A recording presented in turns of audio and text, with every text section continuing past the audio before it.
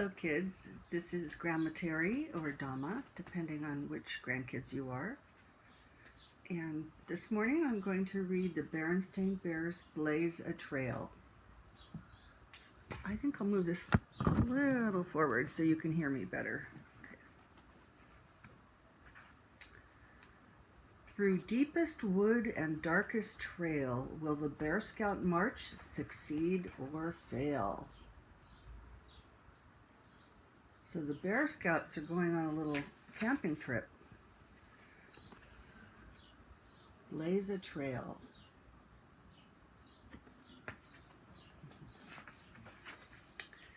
Here's what the first two pages look like.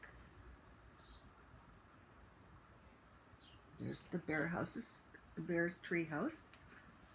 This way, Scouts, Brother Bear said. Let's go while Papa is still in bed. Let's blaze a trail through the wood by ourselves, the way Scouts should. Uh-oh, should they be leaving without Papa Bear? I don't think so. Okay, and here are the next two pages. But Papa was not still in bed. He was waiting for them up ahead. This way, Scouts, let's blaze that trail. With me along, you cannot fail. Do you know what it means to blaze a trail? It means that you are going through the forest, or it can mean just a time in your life where you're going in a new way and you're pushing things out of your way that are in your way. So if you're in the forest, you're pushing aside bushes and growing things that are in your way, plants that are in your way, to make a new trail. So it means to make a new trail. Wait, said Brother, for Scout Leader Jane. Look, here she comes now in her plane. That's actually a helicopter. She's going to watch us from the air. She wasn't too pleased to see Papa Bear. I don't know why she wasn't. We'll find out.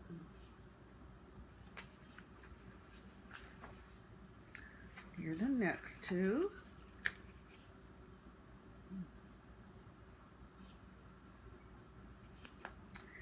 But Papa, the guidebook says, when blazing a trail through swamp or bog, never step on a sunken log. And that log, said Sister, is a crocodile. Pa blazed that trail Papa Bear style, which means he messed up. He messes up a lot in these books. So what's a swamp or a bog?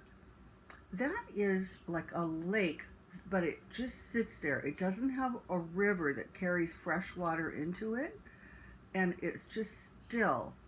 And things like the things that tend to be in swamps are crocodiles, alligators, snakes, things like that. And there are places where it will look, the ground will look solid, but it's really not. It's really very wet, and you can sink down and have trouble getting out. So it's still water is what a bog or swamp is. Okay, here are the next two pages.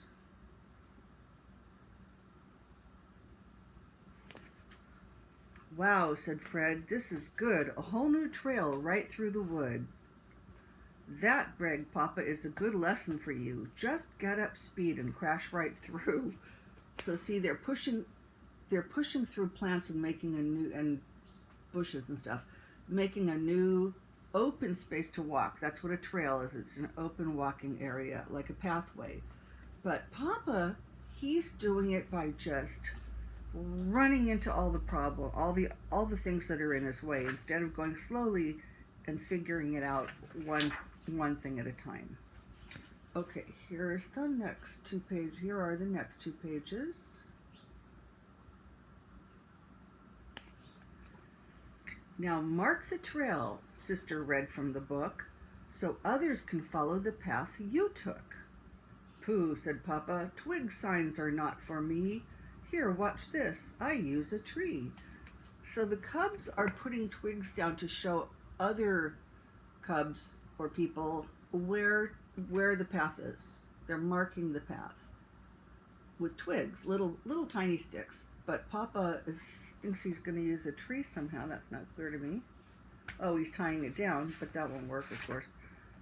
Okay, so here are the next 2 pages. So the tree flipped him up into the air. Then he went flying through the air into a nest, an eagle's nest. Just thought I'd drop in, said Papa Bear. But eagles are big, dangerous birds that will attack anything that they think is dangerous.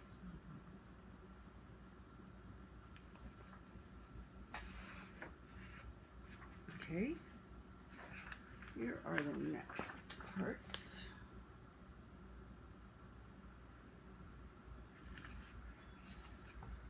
The scouts marched on through the wood, but soon the trail was not so good. This won't last, said Papa Bear. While I was up that tree back there, I could see for miles around. Come, this is the way to higher ground. See, they're getting stuck in the really wet water, the wet dirt that comes from the bogs and the swamps. There isn't dry land to make a trail on. That's what they're talking about. Okay, and here they are.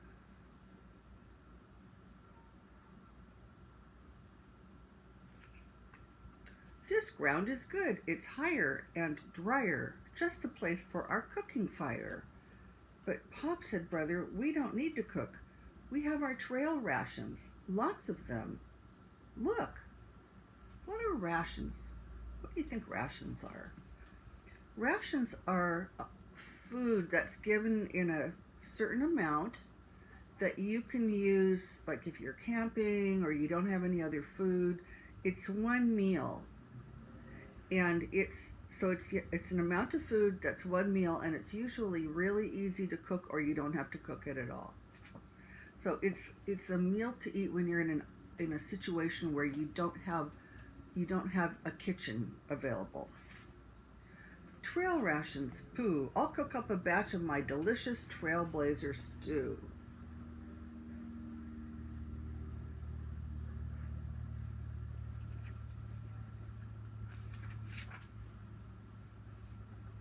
So if you've ever taken a lunch with you, like to the park or to daycare or school, those are your rations in a way for the day. That's the meal that doesn't have to be cooked in the kitchen. It's all ready for you.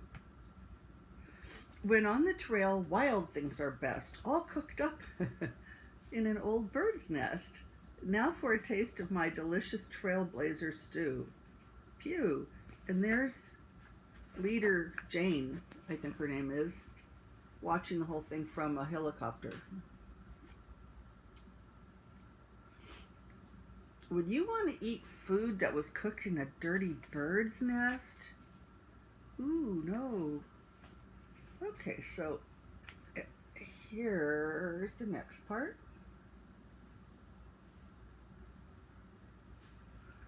And I'm going to have some coffee.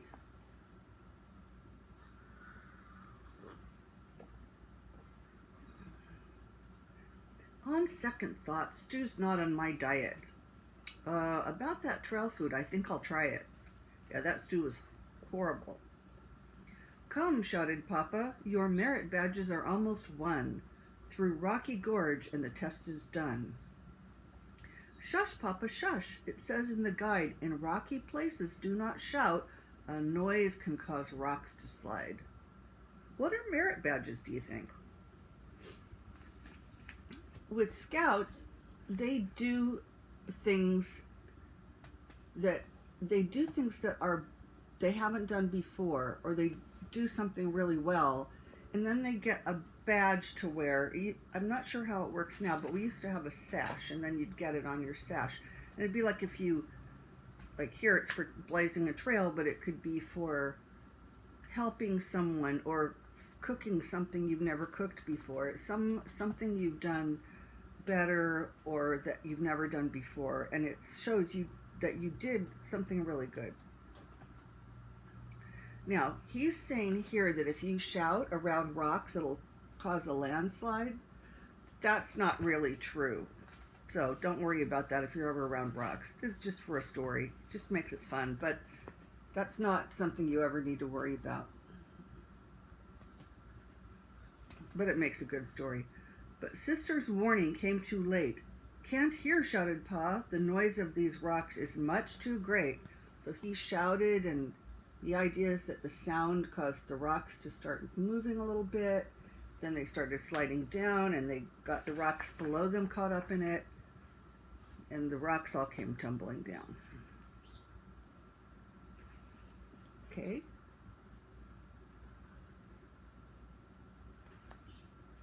Then Jane, who was watching all the while, landed her plane in Pa's rock pile, on Pa's rock pile.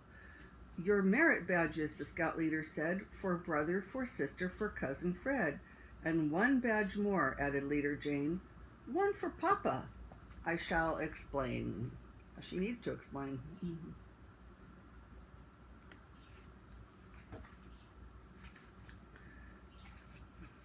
Okay, you look at this while I have a drink of coffee.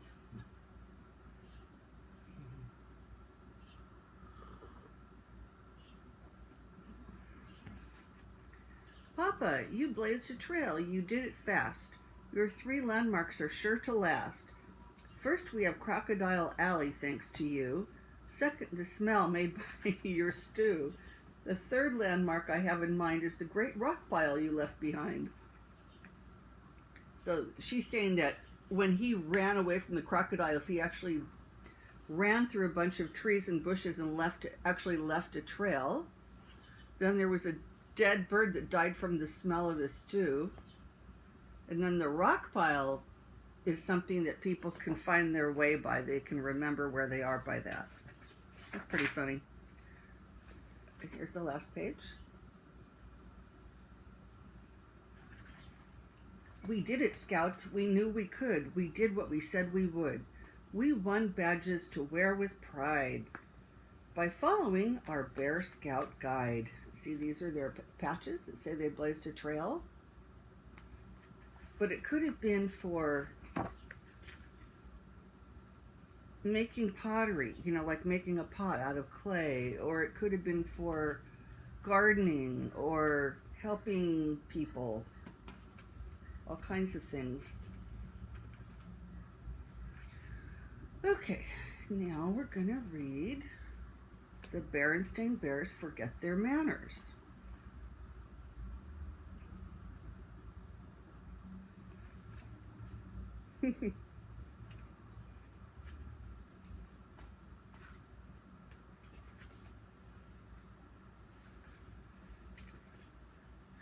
Please and thank you help quite a lot to make a polite bear out of one who is not. Now, the word polite means that you act in a way that makes you easy to be around. That the way you act is easy for other people to be around. I'm not sure how to put it, but that you don't do things that annoy or irritate other people or that are rude. So if somebody gives you something, you say thank you, because then that just makes them feel better about being with you. That's called being polite. And here's the bear's treehouse, which I just love. I think that is so cute. I wish I had a house like that.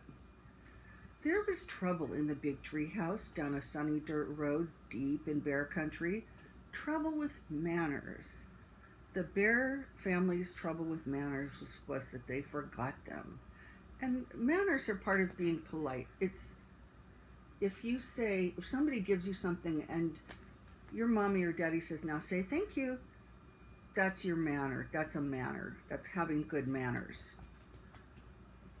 And it's being polite.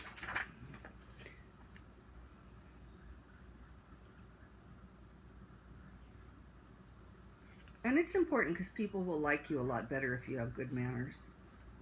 At first it was just an occasional please or thank you that was forgotten. Then there was a rude push without an excuse me.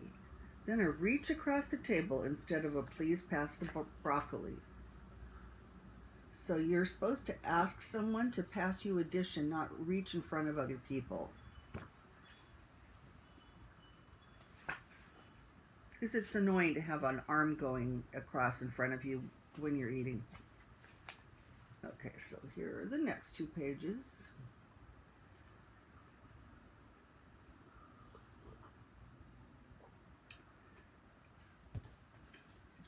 Of course, Mama Bear tried to correct Brother and Sister Bear's behavior. That means she tried to fix their behavior, fix the way they were acting. She tried coaxing, she tried complaining, she tried shouting. She tried going to Papa for help, though it sometimes seemed to Mama that he was part of the problem. Maybe his manners aren't very good. Papa banged on the table and shouted as only he could shout, but nothing really seemed to do any good. By the way, shouting is bad manners. Try not to do that. And it really annoys other people. Okay, there's more. Mama didn't like what was happening to her family. Not one bit. Something had to be done. But what? The best way to fight bad habits, she thought, was with good habits. Then she thought of a plan. She got a big piece of cardboard and a marker. At the top she wrote, "The Bear Family Politeness Plan." When the plan was finished, she called a family meeting and showed it to Papa and the cubs.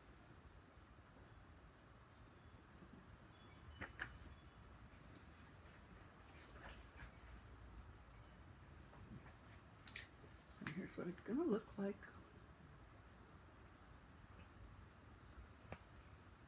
It certainly got the Bear family's attention.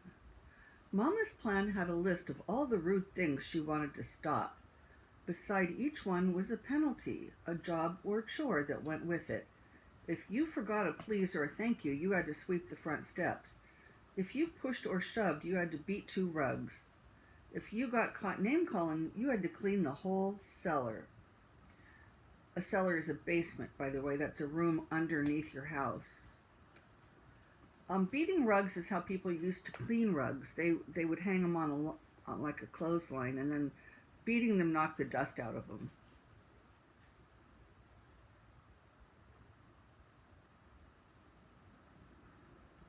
I don't actually know anybody who does that anymore. Let's see.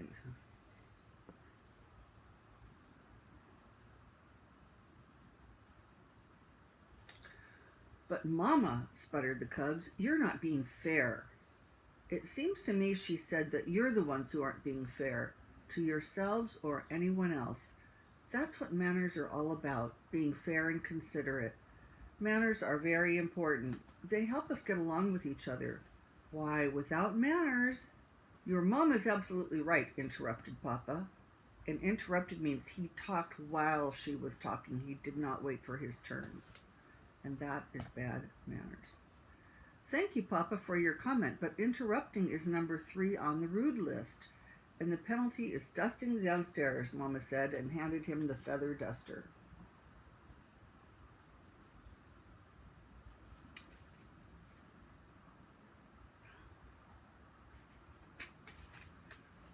Okay, he's dusting. Said Brother, "this looks serious. I think we better come up with a plan of our own, or we're going to be doing a lot of extra chores." "What sort of plan?" asked Sister. "Well," he said, "instead of just being polite, we'll be super polite. We'll please and thank you so much that Mama will get fed up and call the whole thing off." "Yes," said Sister, "we'll be so polite she won't be able to stand it." "Oh, I think Mama's smarter than that, don't you?" I think she's pretty hard to fool. And here they are being very super polite to each other. They put their plan into action. They were super polite. On the stairs, "After you, Sister dear." "Thank you, dear brother." In the hall, "Excuse me, brother dear." "Why, certainly, my dear sister." Waiting for the bathroom. "Terribly sorry to have kept you waiting." "Think nothing of it, my dear." Is that how brothers and sisters talk to each other? I don't think so. No, not normally.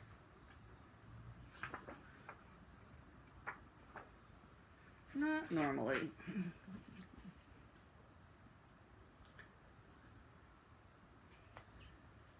But it didn't work the way they expected. Mama didn't get fed up at all. And after a while, brother and sister forgot about being super polite and were just polite. At the table, pass the honey, please. Certainly. In their room. Would you like me to help you pick up your toys? Thank you very much. In the yard. Oops, sorry, I didn't mean to bump you. That's all right, no harm done. And it turned out that Mama had been right. Things did go more smoothly. Once they got into the good manners habit, they didn't even have to think about it.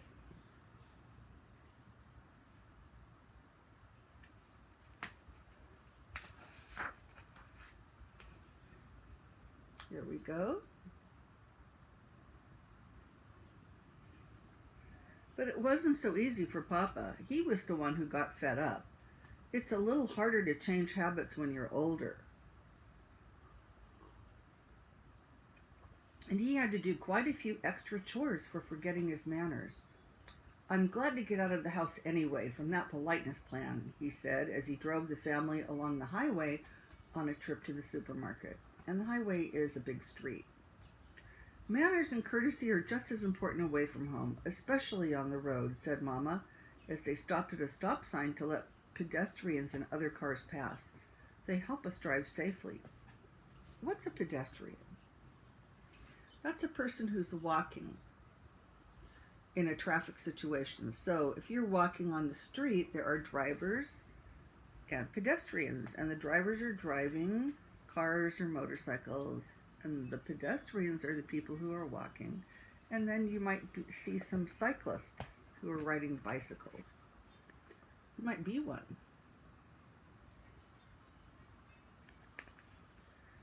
Well, grumbled Papa as they all went into the busy supermarket, I think you can have too much of a good thing.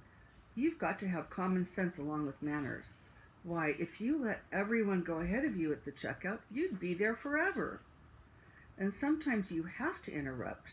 Excuse me, madam, he interrupted a shopper, but I believe you have a leaking bottle in your cart.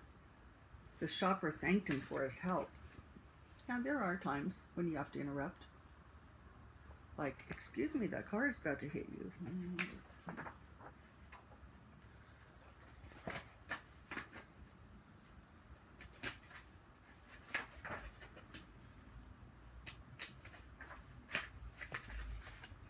Okay, here are the next 2 pages.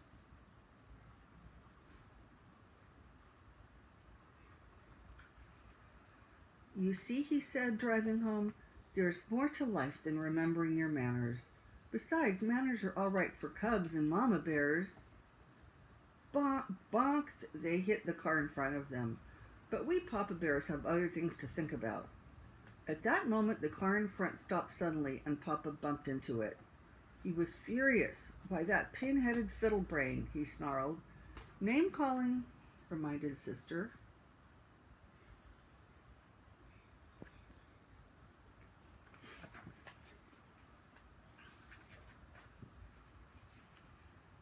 Next 2 pages. Uh-oh. That's a scary guy getting out of that car. The penalty for name-calling was cleaning the whole cellar, so Papa gritted his teeth and remembered his manners. And a good thing, too, because climbing out of the other car was the biggest, angriest bear he had ever seen. But when the angry bear saw how polite Papa was, he remembered his manners, too. He explained that he had stopped short because a mama duck and her ducklings had crossed in front of him. Then he and Papa Bear looked at their bumpers and saw that no harm had been done.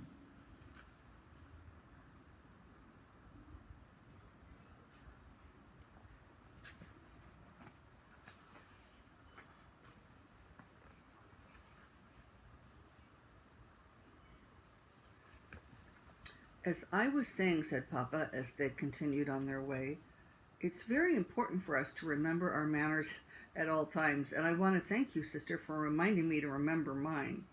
You're very welcome, I'm sure, said Sister Bear politely. This happened to me a couple days ago. somebody bumped into me from behind at a stop sign getting off the freeway. And we both pulled over and we got out of our cars. And she immediately said, "I am so sorry." She was very nice. "So sorry, did not mean to do that. I've just had a really long day, a hard day." She looked by what she was wearing like she was maybe a doctor or a nurse. And this is a busy, busy time because we're the COVID pandemic. And we looked at our bumpers and I said, "There's no harm done, no problem, it's okay. Just, we don't need to do anything." And it was very pleasant and nice, and we both got in our cars and drove away. And that was good. I felt good about that because there was really no reason for it to be any more than that. And that poor lady looked exhausted.